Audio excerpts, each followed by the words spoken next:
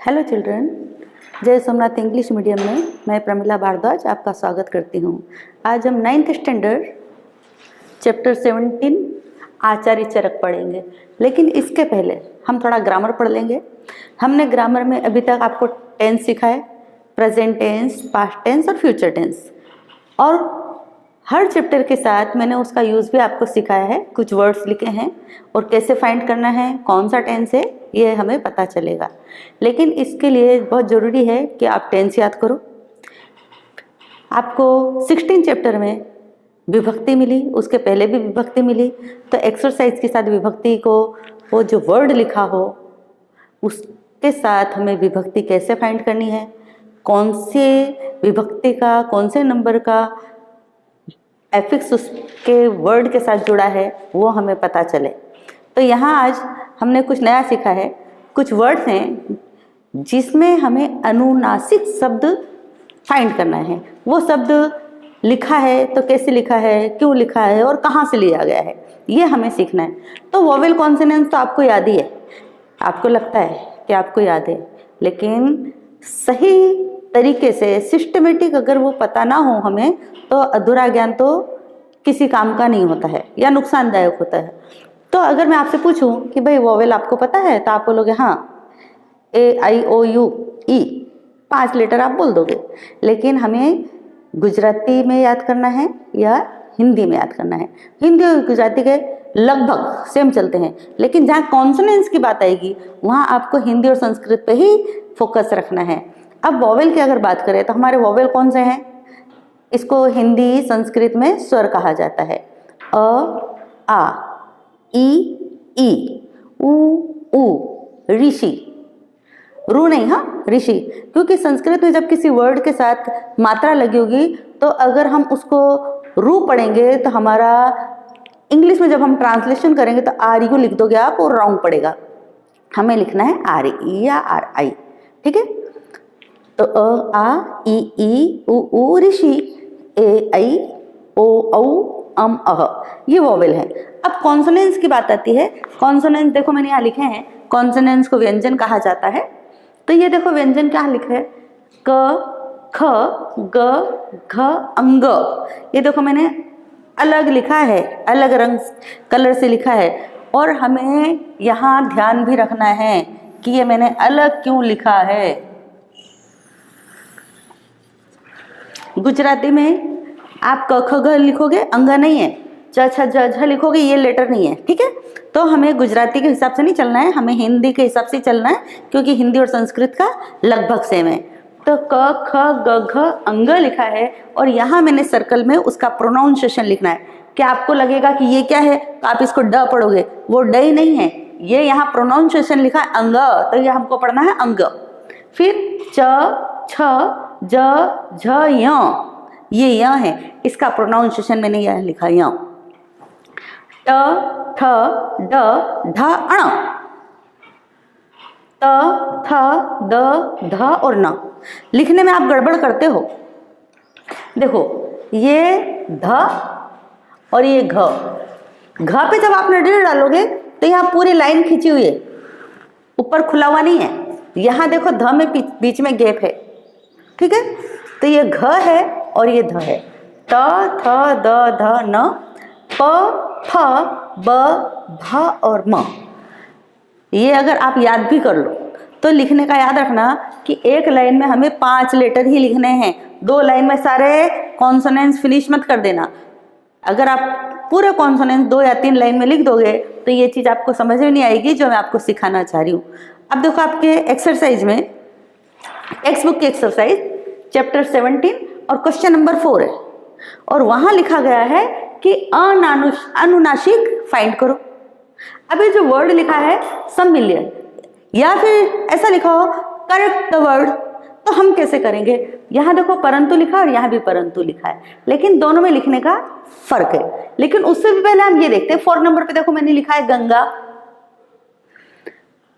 आप भी लिखोगे गंगा, ठीक है, लेकिन ग्रामर के हिसाब से सही नहीं होगा। यहाँ देखो मैंने भी लिखा है गंगा।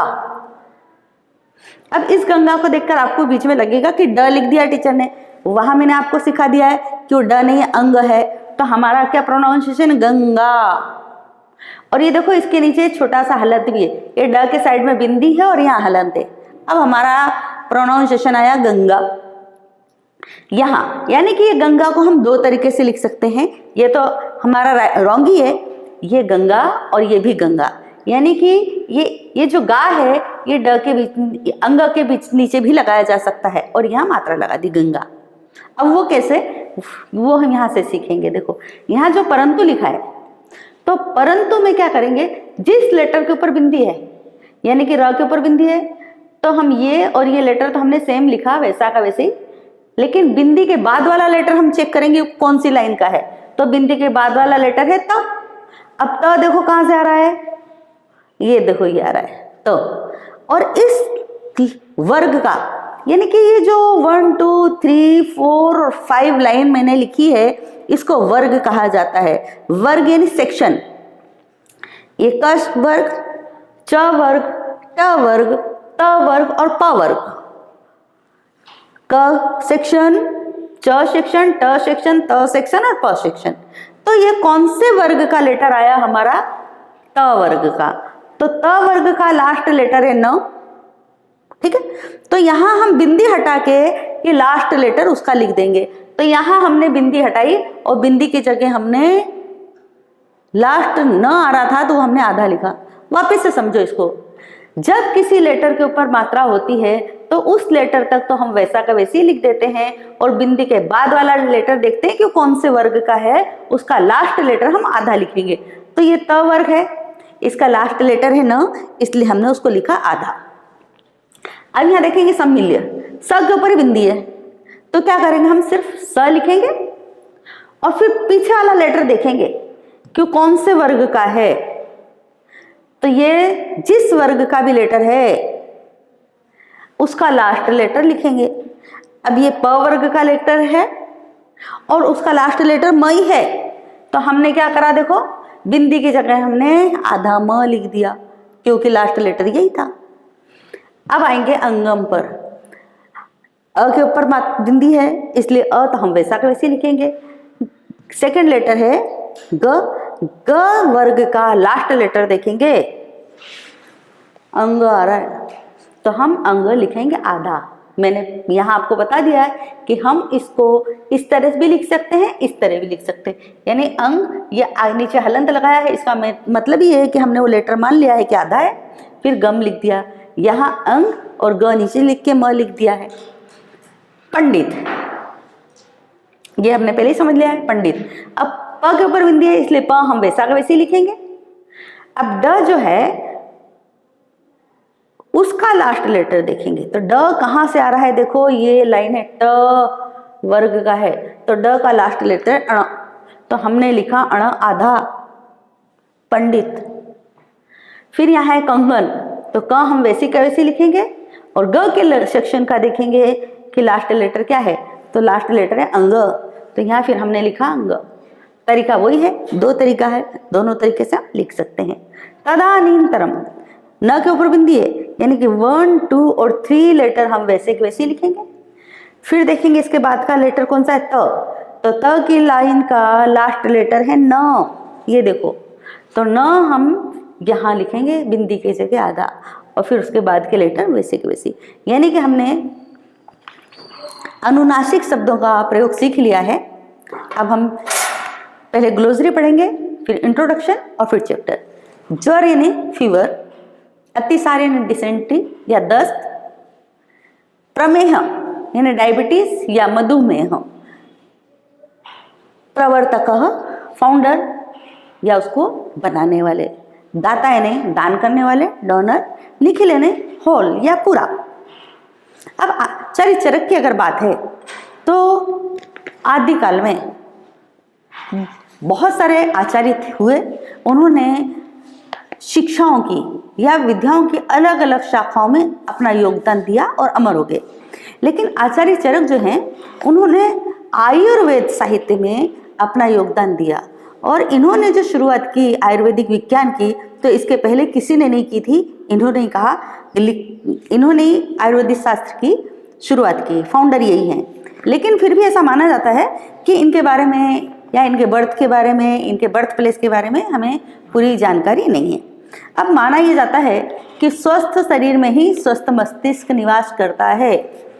अगर हम हेल्दी हैं, आप लोग हेल्दी हैं, तो आपको सब अच्छा लगेगा। अच्छा कपड़ा पहनना अच्छा लगेगा, अच्छा खाना अच्छा लगेगा, मस्ती करना अच्छा लगेगा, खेलना कूदना अच्छा लगेगा, धमाल करना भी अच्छा लगेगा, किसी को परेशान करना भी अच्छा लगेगा। लेकिन हम बीमार हैं तो कुछ भी नहीं अच्छा लगेगा। यानी स्वस्थ शरीर होना बहुत आवश्यक है। जी, सबसे पहली शर्त हमारी यही है कि हमारा शरीर स्वस्थ होना चाहिए। तो इसका हमें उपदेश दिया है आचार्य चरक ने, और इसके उपदेश के साथ साथ उन्होंने हमें ये भी बताया है कि चलो ठीक है, हमें अपने शरीर को स्वस्थ रखना चाहिए, लेकिन हम बीमार ही ना पड़े, इसके लिए भी हमें क्या क्या करना चाहिए। और इन्होंने एक बुक लिखी चरक संहिता, जो कि संस्कृत में है। दूसरी बात यह कि आचार्य चरक ने आयुर्वेद साहित्य के लिए जितना योगदान दिया, जो भी उन्होंने अपनी बुक में लिखा, वही दूसरी किताबों में है, और जो इन्होंने नहीं लिखा वो किसी में भी नहीं है। अर्थात सारा का सारा इनका झूठा ही है, इनका लिखा हुआ है। अर्थात जिन्होंने भी दूसरा कुछ लिखा है वो इनकी बुक में से ही लेकर कुछ ना कुछ लिखा है। लेसन चालू करते हैं हम। चरक नामना प्रसिद्ध आचार्य ख्रिस्तस्य प्रथम शताब्द्याम आयुर्वेदस्य महान पंडित ने स्कॉलर, ख्रिस्तस्य ने ईस्वी, प्रथम शताब्दी यानी फर्स्ट सेंचुरी। तो ईस्वी की फर्स्ट सेंचुरी में आचार्य जो चरक थे वो हुए। सह कनिष्क नृपते राजवेद आशित, वो एक राजा थे कनिष्क, उनके राज्यवेद थे। हमारे फैमिली डॉक्टर होते हैं ना, इस प्रकार वो राजा के फैमिली डॉक्टर थे। अस्य आचार्यस्य चरक संहिता नामक सुप्रसिद्ध ग्रंथ वर्तते। उन्होंने एक बहुत ही फेमस बुक बनाई जिसका नाम था चरक संहिता। आयुर्वेदस्य प्राचीनतमेषु विश्वविख्यातेषु च ग्रंथेषु अस्य गणना भवति। आयुर्वेद के सबसे पुराने और विश्व में फेमस जितने भी ग्रंथ हैं उनमें इनका नाम लिया जाता है। अस्मिन ग्रंथ है, और जो इन्होंने ग्रंथ लिखा है चरक संहिता, उसमें सूत्र स्थान मतलब जो चैप्टर है, जो प्रकरण है, वो उनके नाम लिखे हैं। ये सूत्र स्थान, निदान स्थान यानी जो भी प्रॉब्लम है उसका सॉल्यूशन, विमान स्थान, शरीर स्थान, इंद्रिय स्थान यानी सेंस ऑर्गन से रिलेटेड जो बीमारियां हों, चिकित्सा स्थान, मेडिसिन, कल्प स्थान, सिद्धि स्थान, चेती अष्टो प्रकरणानि सन्ति। ये 8 प्रकरण हैं, 8 चैप्टर हैं जो उनके नाम है। वापस से सुन लो। सूत्र स्थान, निदान स्थान, विमान स्थान, शारीर स्थान, इंद्रिय स्थान और चिकित्सा स्थान, कल्प स्थान, सिद्धि स्थान। चेती लिखा है च इति, च मतलब और, इति यानी ये, और ये अष्टो प्रकरणानि सन्ति, और ये 8 चैप्टर इसमें हैं। एतु सर्वेषु प्रकरणेषु सम्मिल्य, और इन सारे चैप्टरों को मिला दिया जाए, सर्वेषु ने सारे, प्रकरणेषु सम्मिल्य अगर उनको मिला दिया जाए तो 20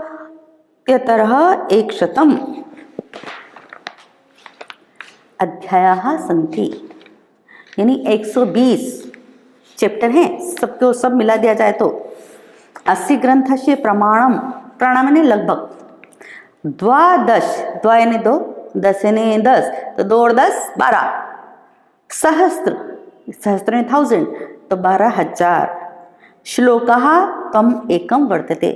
तो अगर इनको मिला दिया जाए तो टोटल इसमें 120 तो चैप्टर है। 8 चैप्टर में जो जो इन्होंने लिखा है उन सबको मिलाया जाए तो 120 तो उसके चैप्टर हुए। दूसरी बात, इसमें लगभग 12,000 श्लोक हैं जो इन्होंने बुक में लिखी, 12,000 श्लोक हैं। अब देखो आयुर्वेद का मतलब पहले तो समझ लेंगे आयुर्वेद है क्या। अगर हमें फीवर आ गया, अभी कोरोना कितना चल रहा है, तो हम तो डर के कारण पहले एडमिट हो जाते हैं, या दूसरी जिनको पता होती है घर पे इलाज कर लेते हैं, तो ये एलोपैथिक इलाज है। आयुर्वेदिक का मतलब क्या है? अब एलोपैथी तो ये कि हम डॉक्टर एडमिट हो गए, हमने पैरासीटामोल ले लिया या एजिथ्रोमाइसिन, जो भी मेडिसिन डॉक्टर देते हैं वो लेते हैं। लेकिन आयुर्वेदिक इलाज क्या हुआ?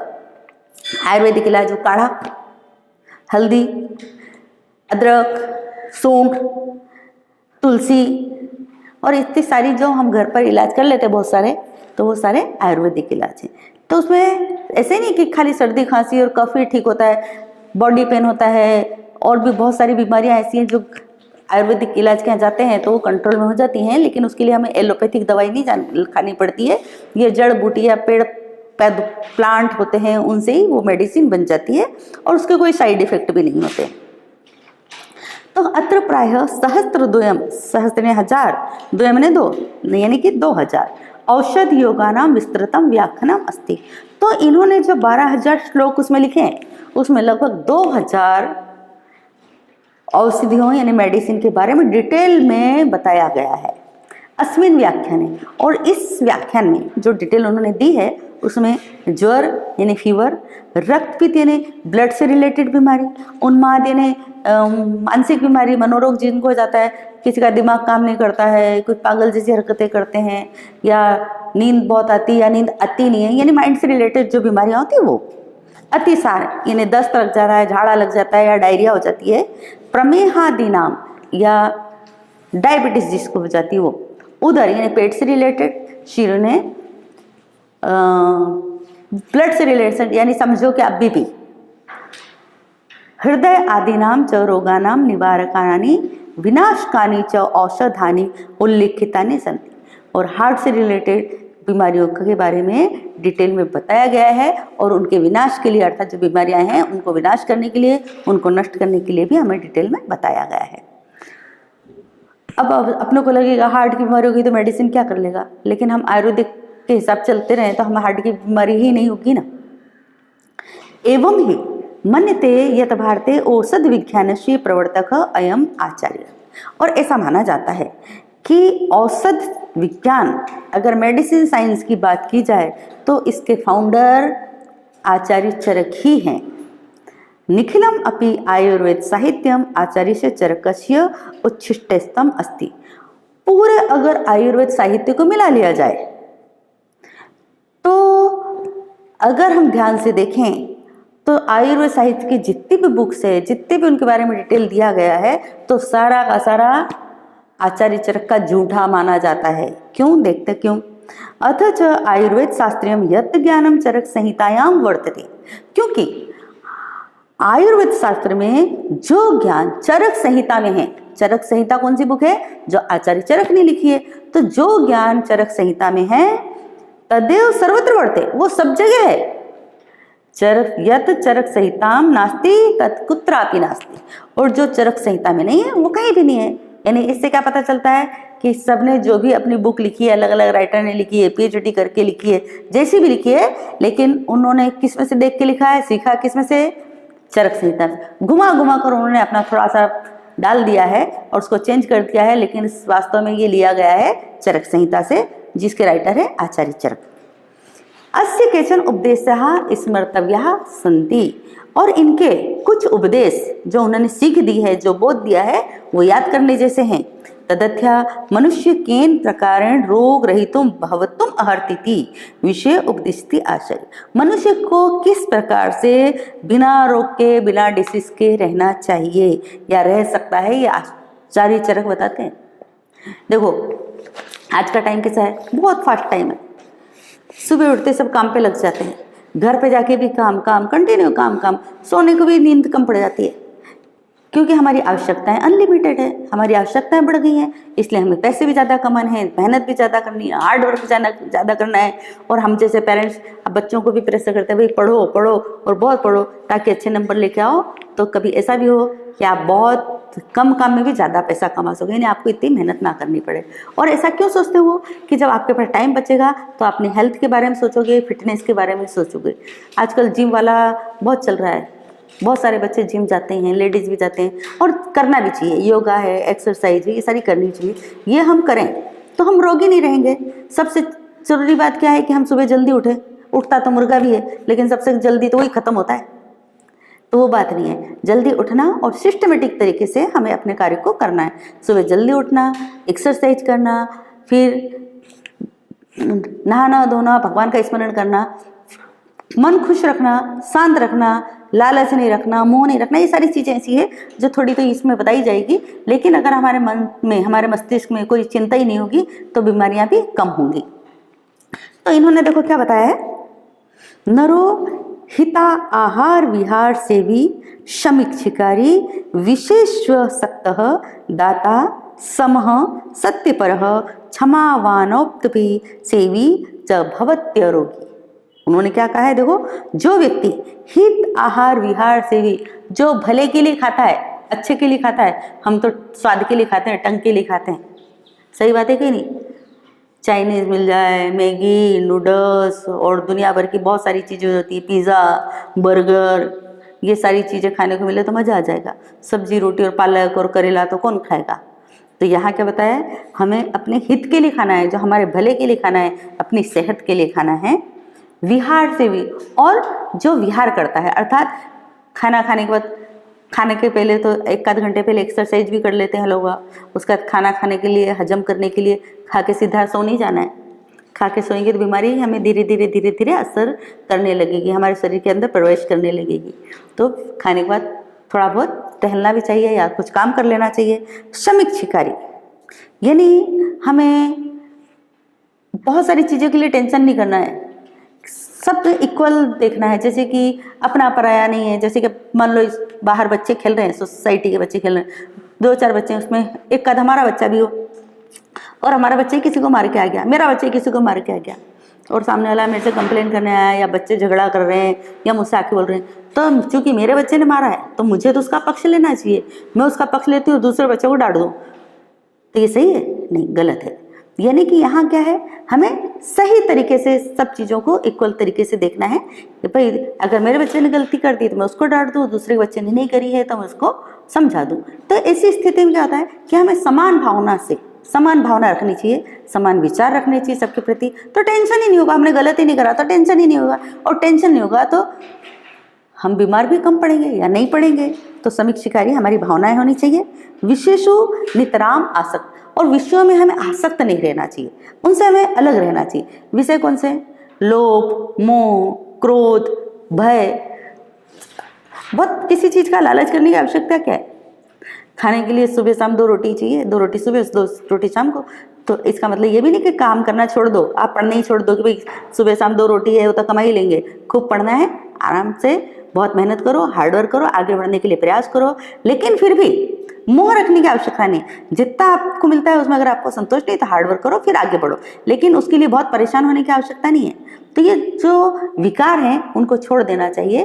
तो हमें विषयों में आसक्ति नहीं रखनी चाहिए। दानम करोति, और दान करने की भावना रखनी। अगर हमें विषयों में हम आसक्त नहीं हैं, लोभ, क्रोध, मोह ऐसी चीज़ अगर हमें नहीं है, तो हमें दान करने की भावना भी होगी। और अगर हमें दान करने की भावना होगी तो वो तो जब हम किसी को देते हैं ना तो बहुत मज़ा आता है, बहुत खुशी होती है। लेने में तो खुशी होती है, आपके कभी बर्थडे आता है, दूसरे भी कभी कुछ फेस्टिवल भी होता है तो आपको मिलता है तो मज़ा आती है। लेकिन अब आप थोड़े बड़े हो गए ना तो आपको किसी को देने में भी अच्छा लगेगा। और जब ऐसी भावना होगी तो बीमारियों से हम बहुत कुछ बचे रहेंगे। व्यवहारे समत्व क्षमा भावनाम च अस्ति, व्यवहार में हम सबसे समान रखना चाहिए, अपना पराये का भेदभाव नहीं रखना चाहिए, गरीब और अमीर का भेदभाव नहीं रखना चाहिए। तो हम व्यवहार में हमें सबसे समान रखना चाहिए, और क्षमा भावना की आदत डाल के रखनी चाहिए।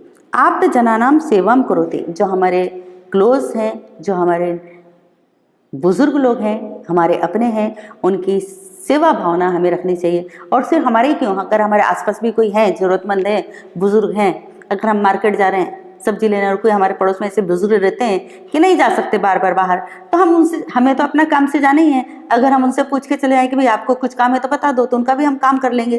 तो ये चीज़ें जब हम सामने वाले का काम करते हैं तो सामने वाले को मदद मिलती है, हमें ज़्यादा एक्स्ट्रा लोड भी नहीं आता है, और हमारे मन को बहुत खुशी भी मिलती है।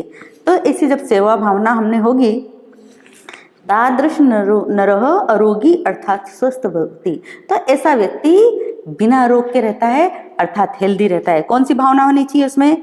हित के लिए खाना खाए, विहार करे, सबको समान भावना रखे, सबसे विषयों में आसक्त ना रहे, दान करने की भावना रहे, क्षमा भावना रहे, और अपने से बड़े लोगों का सम्मान भी करे और उनकी सेवा भी करे। जो व्यक्ति में ये चीज़ें होती है वो कभी बीमार नहीं होता है। अत्र एक प्रश्न, अब इतनी सारी चीज़ें बताने के बाद अब एक प्रश्न तो आ ही रहा है। अब वो प्रश्न क्या है देखो, किम औषधम विना सम्यक व्यवहारेणापि जनः रोग रहितुम भवितुम इति, क्या अगर हम ये सारा व्यवहार करें तो क्या हम बिना डिसीज के रह सकते हैं? हाँ, रह सकते हैं। बहुत सारे लोग ऐसे हैं जो पूरे जीवन मेडिसिन खाते ही नहीं है। जब हम पहले के लोगों की बात करें ना तो उन्हें फीवर होता था, सर्दी खांसी होती थी। इवन आज की बात भी मैं करूं तो जो डॉक्टर होते हैं ना, अगर उनके घर में बच्चे सर्दी खांसी होती है तो जल्दी दवा नहीं देते, 2-3 दिन तक तो इंतजार ही करते हैं, क्योंकि सामान्य है ये चीज़, सीजन चेंज होगा तो इस चीज़ें होंगी, तो वो देते नहीं हैं। क्योंकि जब हम भी कोई दवा खाते हैं तो उसके साइड इफेक्ट तो होती हैं, लेकिन इसका मतलब ये नहीं है कि बहुत बीमार पड़ गए तब भी दवा नहीं खा रहे, तो उसका भी इलाज ही बताएंगे कि हमें क्या करना है। तो ये लोग ये क्या बोल रहे हैं कि क्या अगर सामान्य व्यवहार करे जो उन्होंने सिखाया है तो ऐसा व्यक्ति क्या बिना रोग के रह सकता है? हाँ, हमें अपने आप को थोड़ा सा कंट्रोल, थोड़ा सा मान लो कभी सामान्य बुखार आ गया सीजनेबल, तो फिर वो आयुर्वेदिक दवा तो है ही, वो कर लो, घर में ठीक हो जाएंगे। सर्दी खांसी हो गई तो मम्मी तो क्या करती है, अदरक की चाय बना देती है, काढ़ा बना देती है, तुलसी की चाय 2-3 दिन, हल्दी वाला दूध, तो 2-3 दिन में वैसे ठीक हो जाते हैं। तो एलोपैथिक दवा करने की जरूरत क्या है, वैसे आराम से ठीक हो। हाँ, जब ज़्यादा हमें तकलीफ है तो करना ही है। तो यहाँ देखो क्या बोलते हैं कि उसका भी उत्तर दिया है उन्होंने कि अगर हम सामान्य व्यवहार रख रहे हैं, अच्छा व्यवहार रख रहे हैं, तो फिर ऐसा व्यक्ति क्या बिना डिसीज के रह सकता है? इसका भी उत्तर उन्होंने दिया है। क्या उत्तर दिया देखो, यदा रोग शरीरे प्रविष्टो भवति तदा औषधस्य आवश्यकता भवति। जब हमारे शरीर में कोई रोग प्रवेश कर जाएगा तो मेडिसिन की आवश्यकता होगी, परंतु शरीरे रोगस्य प्रवेशः एव न स्यात्, लेकिन शरीर में रोग फैले ही ना। एतत् अर्थम मानवेय सम्यक व्यवहार करणीय। तो इसके लिए मनुष्य को अच्छी तरह व्यवहार करना चाहिए। इवन हमारे पेरेंट्स की अगर हम बात करें, जो बुजुर्ग थे, तो वो लोग क्या करते थे कि शारीरिक श्रम ज़्यादा करते थे। आजकल हम मेहनत करते हैं लेकिन शारीरिक श्रम कम करते हैं, हमारा मानसिक श्रम ज़्यादा होता है। शरीर थकता है लेकिन उस तरह नहीं जिससे हमारे शरीर को एक्सरसाइज भी होगी।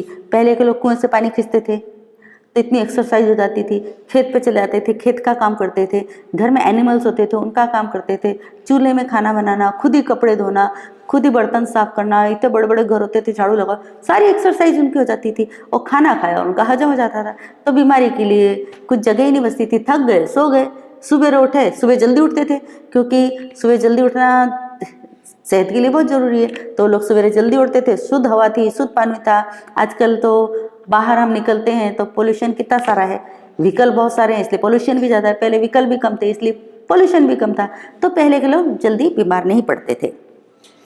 तो व्यवहारस्य अपि स्वास्थ्य प्रभावो भवति एष चरक आचार्यस्य उपदेश। लेकिन व्यवहार का प्रभाव हमारे स्वास्थ्य पर पड़ता ही है, ये आचार्य चरक ने बताया है। इसलिए ज़रूरी है कि हमारा व्यवहार हम अच्छा रखें, हमारा नेचर अच्छा रखें, हम खुश रहें, तो ये सारी बीमारियों से हम बचे रहेंगे। ये लेसन आपके हो गए हैं, जो कि आपके फरवरी में जो टेस्ट होगा तो आपके 16 और 17 चैप्टर आएंगे, और इसके साथ ही आपको PDF भी मिल जाएगा या मिल गया होगा। ये लेसन कंप्लीट हो गया। दोनों में याद करना है, MCQs अच्छे से याद करना, राइटर याद करना, कौन सी सेंचुरी में क्या हुआ, और ये सारी चीज़ें इंट्रोडक्शन के साथ पढ़ना है, क्योंकि MCQs आएंगे तो मैंने इंट्रोडक्शन में से, एक्सरसाइज में से, सारे में से पेपर निकाला है। Okay, bye.